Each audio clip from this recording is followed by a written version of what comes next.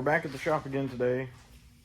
Today we're mounting the radiator up and then starting plumbing all the hoses and stuff. Alex has the radiator here. Last week we built these little tabs where the radiator studs just line up and go in, and then we put a nut on the top side. Super simple design. But I got some stuff in from Summit Racing this week. So we've got the black nylon hose for dash 16, and then the dash 16 fittings, and then these bungs will get welded onto the radiator. So today our goals are to plumb out the radiator, weld the supports on for the intercooler here and over there, and then figure out what we need to order to do the charge pipes from the intercooler to the intake, and then from the turbocharger to the intercooler. Okay, so I got a setup here to make Alex happy. Yeah, there we go. Because he wanted it hard connected from this radiator cap onto the upper coolant setup here. I was going to remote mount this overflow here up here on the core support somewhere, but somebody told me it needs to be nice, or whatever that means. Something like that. Now we can come off with your hose. Yeah, and just figure a way. So I bought a 90 to come off of right here. Oh, that'll be perfect. And it'll go down. And my thoughts were we could come down here to this other hose fitting and do a 90 off the bottom and a 90 off the top, and then run the hoses together. You know what I'm saying? We'll put all these fittings on. So I was just showing Alex my thought process for these coolant lines. And you can see here how we've got this setup pointed down, and we've got the suction side down here. So my thoughts are this suction side is going to come down to this 45-degree fitting. That'll be right there. So we'll have a real short hose between the two. Just probably 6 inches worth of hose. And then if you can use your imagination, and that hose right there, then this top hose is going to come down and get tied in right next to it and come forward underneath the intercooler to a 90-degree fitting right here. I think it'll clean up the engine bay really nicely and leaves us a lot of room to work in here. Put turbochargers, you know, whatever. More turbos. For now. For now, Jake. Technically, I got no turbochargers on the truck right now. His one turbo's better than any of the turbos you got, though. Yeah, well, It's true. Double ball bearing, son.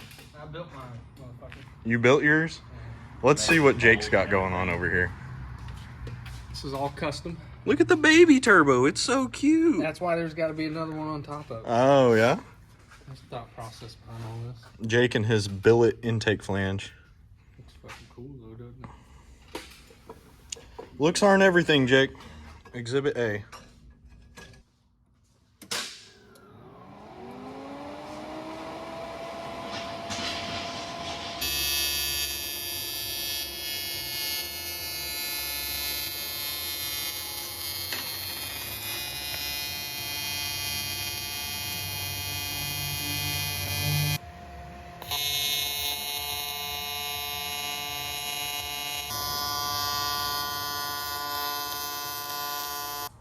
Alright, so I was welding on the radiator, and I was doing an okay job. I'm not a welder by any means.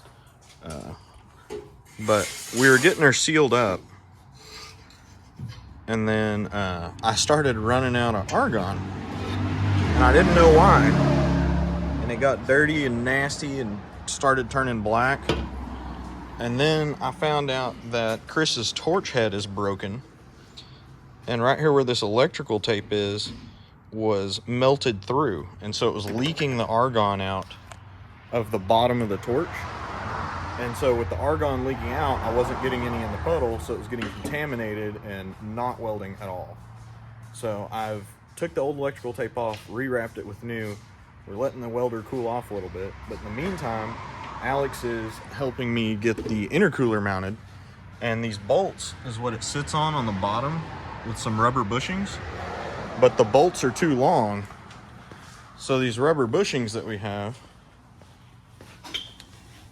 these guys right here, they sit up on the bolts that thread in the bottom of the intercooler here, and then the bushing sits inside of this tube, and that's what's mounting the lower part of the intercooler. Well, we want to shorten the tubes, and while we're at it, Alex suggested we shorten the bolts to bring the bushing up to meet the bottom of the intercooler. So that's what he's working on right now over there with the grinder. Okay, I got the radiator welded up. Both the fittings are on it now. I forgot to weld this guy shut, but that's okay. We're not doing coolant testing today.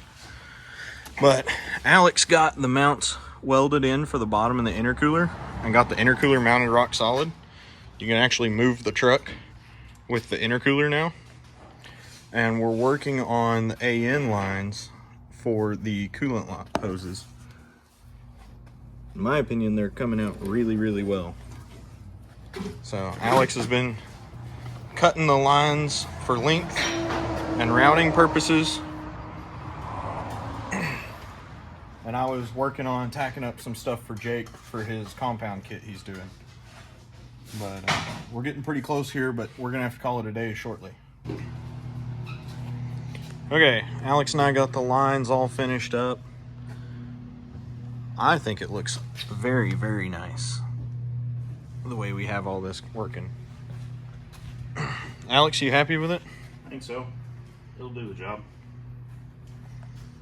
Yeah, we've got our radiator cap here at the highest point in the system, so that whenever we go to charge this up, we will have all the air come out right here. And I'm going to put an electric water pump on so we can turn the water pump on while we're filling it, pump through this whole system, and then get all the air out before we ever fire it up, hopefully. You need to show the people what you've done. Oh, yeah. Alex said, hey, be careful with that impact. It's way stronger than you think. And I was tightening this nut on the radiator and ripped the stud out of it. So at some point, I'm going to have to reattach that stud or weld something back on or something. Find some way to make it hold on better. But for right now, it's pretty stout the way it is. So I guess next time we need to look at mounting our cooling fan to the bottom of the radiator and then figure out what we need for all these charge pipes and everything. I was hoping to get that done today, but we've just run out of time. So very, very happy with what we've done so far. I think these coolant lines look really good. Alex, you got anything I'm forgetting? No? All right, well, we'll try again next time.